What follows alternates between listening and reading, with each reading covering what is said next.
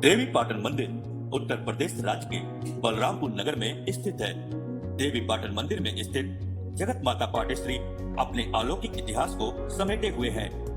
युगों युगों से ऋषि मुनियों के तप व बैराग का साक्षी रहा यह स्थल अपने अतीत की गौरव गाथा खुद बयां करता है।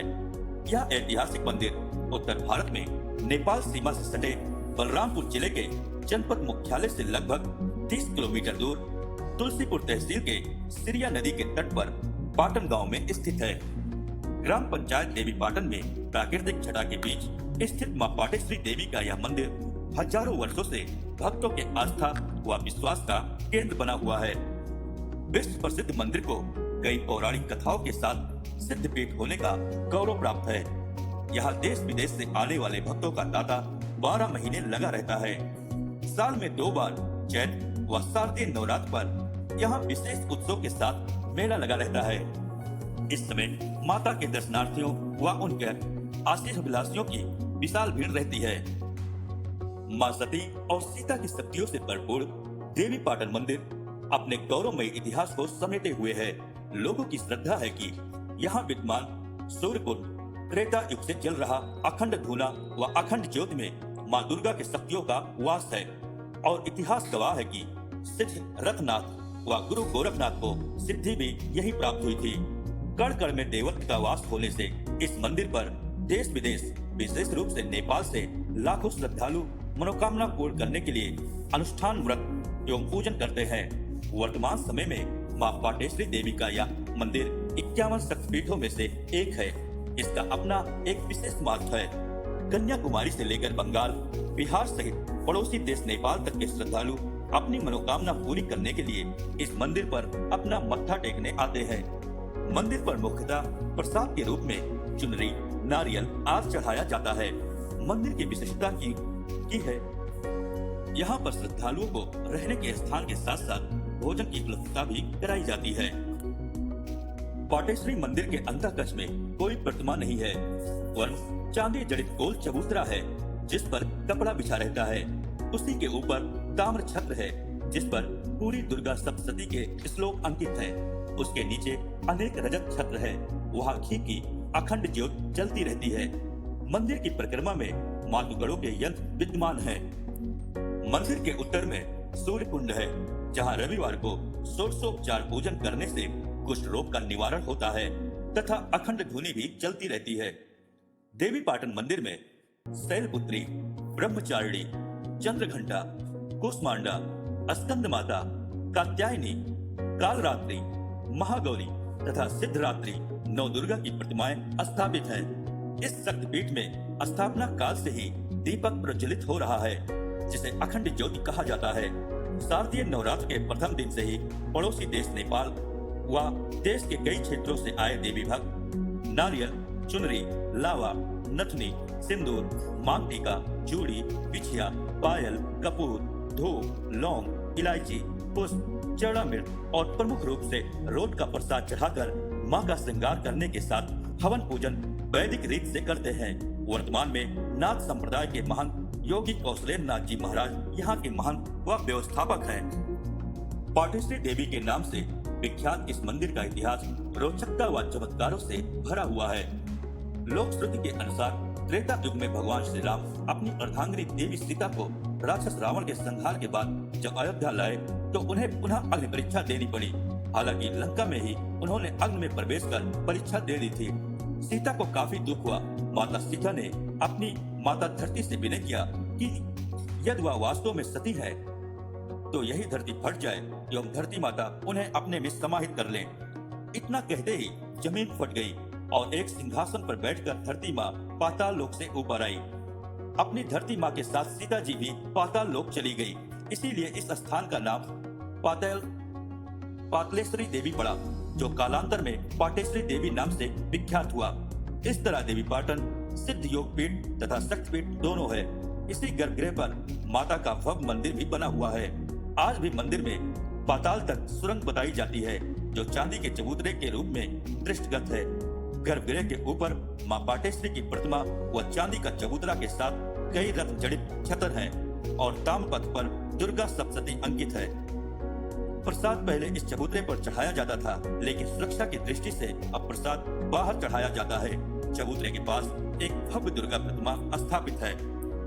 वही शास्त्रों में उल्लेखित स्कंद पुराण के अनुसार एक बार महादेवी सती के पिता दक्ष प्रजापति ने अपने यज्ञ में सभी देवी देवताओं को आमंत्रित किया था, लेकिन सती के पति भगवान शंकर को आमंत्रित नहीं किया। शिव के मना करने पर महादेवी सती इस यज्ञ में भाग लेने पहुंची, लेकिन इस यज्ञ में भगवान शिव का उचित स्थान न देखकर क्रोधित हो उठी और अपने मायके में धधकती हवन कुंड में कूदकर अपने प्राण त्याग दिए। यह सूचना शिव को मिलते ही सती के मोह से आकुल हो उठे और उन्होंने दक्ष प्रजापति के घर पहुंचकर वहां यज्ञ को विध्वंस कर दिया। भगवान शंकर उनके मृत शरीर को कंधे पर लेकर तीनों लोक में विचरण करने लगे और सती के शव को लेकर आकाश में तांडव नृत्य करने लगे, जिससे सृष्टि का संतुलन बिगड़ने लगा। सभी देवी देवता यह देखकर घबरा गए और उन्हें लगा कि अब प्रलय हो जाएगी।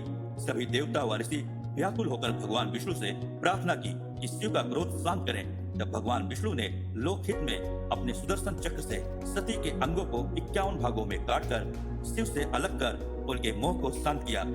इस दौरान महादेवी सती के कटे अंग का वस्त्र जिन जिन स्थानों पर गिरे उन्हें सिद्ध शक्तिपीठ माना गया। इस तरह 51 शक्तिपीठ है, लेकिन उपवस्त्रों, उपांगों और आभूषणों के गिरने के स्थानों को मिलाकर ऐसे स्थानों की संख्या 108 है। उन्हीं शक्तिपीठों में से एक है देवी पाटन मंदिर। देवी पाटन मंदिर में सती का बाया कंधा वस्त्र वाम स्कंद वस्त्र सहित गिरा था, जो सिद्ध शक्तिपीठ कहलाया। इस बात की पुष्टि शास्त्र में उल्लेखित इस श्लोक से होती है। पटेन सहिता स्कंधा पपात यत्र भूतले तत्र पाटेश्वरी नामना ख्यातमाप्ता महेश्वरी। एक अन्य पौराणिक कथा के अनुसार मां पाटेश्वरी के इस पावन पीठ का इतिहास महाभारत काल से जुड़ा है। मान्यता के अनुसार दानवीर कर्ण ने भगवान परशुराम से इसी स्थान पर स्थित पवित्र सरोवर में स्नान कर शास्त्र विद्या की शिक्षा ली थी। यह स्थल कई महापुरुषों की कर्म स्थली का साक्षी भी है। मंदिर के इतिहास के अनुसार भगवान परशुराम ने यही तपस्या की थी। द्वापर युग में सूर्यपुत्र कर्ण ने भी यही भगवान परशुराम से दिव्यास्त्रों की दीक्षा ली थी। कहते हैं कर्ण मंदिर के उत्तर स्थित सूर्यकुंड में प्रतिदिन स्नान कर उसी जल से देवी की आराधना करते थे। वही परंपरा आज भी चली आ रही है। इस मंदिर का जीर्णोद्धार राजा कर्ण ने कराया था। औरंगजेब ने अपने सिपा सालार मीर समर को इसे नष्ट और भ्रष्ट करने का जिम्मा सौंपा था, जो सफल नहीं हो सका और देवी प्रकोप का शिकार हो गया। उसकी समाधि मंदिर के पूरब में आज भी अवस्थित है। जनश्रुति के अनुसार सम्राट विक्रमादित्य ने प्राचीन मंदिर का जीर्णोद्धार कराया था, जिसे औरंगजेब ने ध्वस्त कर दिया था। उसके बाद नए मंदिर का निर्माण हुआ। कहते हैं कि कर्ण ने यहाँ परशुराम से ब्रह्मास्त्र प्राप्त किया था। गुरु गोरखनाथ व पीर रत्नाथ ने इसी स्थल पर सिद्ध प्राप्त कर आगे चलकर नाथ संप्रदाय के प्रणेता बने। सिद्ध शक्तिपीठ देवी पाटन में शिव की आज्ञा से महायोगी गोरखनाथ ने पाटेश्वरी पीठ की स्थापना कर मां की आराधना तथा योग साधना की थी। ऐसा उल्लेख देवी पाटन के एक शिलालेख से मिलता है। अपनी मनोवांछित फल प्राप्त की अभिलाषा श्रद्धालुओं को बरबस से यहाँ खींच लाती है। माँ दुर्गा की आराधना और भक्ति के लिए शारदीय नवरात्र सबसे उपयुक्त माना जाता है। यही कारण है कि श्रद्धा की जब धारा फूटती है, तब आदिशक्ति माँ पाटेश्वरी के दर्शन पूजन के लिए वसंतीय नवरात्र में लगने वाले एक माह के मेले में मंदिर देवी पाटन में लाखों की भीड़ उमड़ पड़ती है। नवरात्र के प्रथम दिन से ही देवी पाटन मंदिर पर भीड़ होने लगती है, जो नवरात्र के अंतिम दिन तक रहता है। उत्तर भारत के इस सबसे बड़े मेले में देश विदेश के लाखों श्रद्धालु आते रहते हैं और उनकी मनोकामना भी पूर्ण होती है। यही नहीं, इसी नवरात्र के पंचमी तिथि को प्रत्येक वर्ष नेपाल से आने वाले सिद्ध रथनाथ की शोभा यात्रा लोगों के आकर्षण का केंद्र होती है।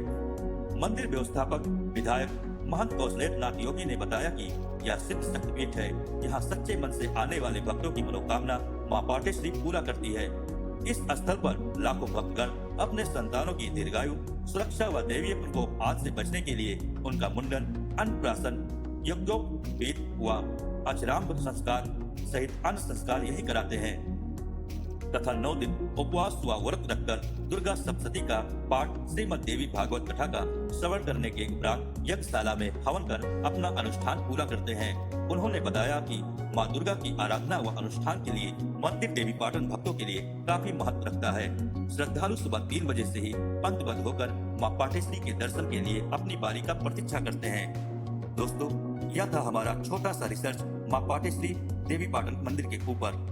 हो सकता है मेरी जानकारी में या मेरे बोलने के तरीके में कुछ गलती हुई हो। अगर आपको कुछ ऐसा लगा हो तो उसके लिए हम माफी चाहते हैं।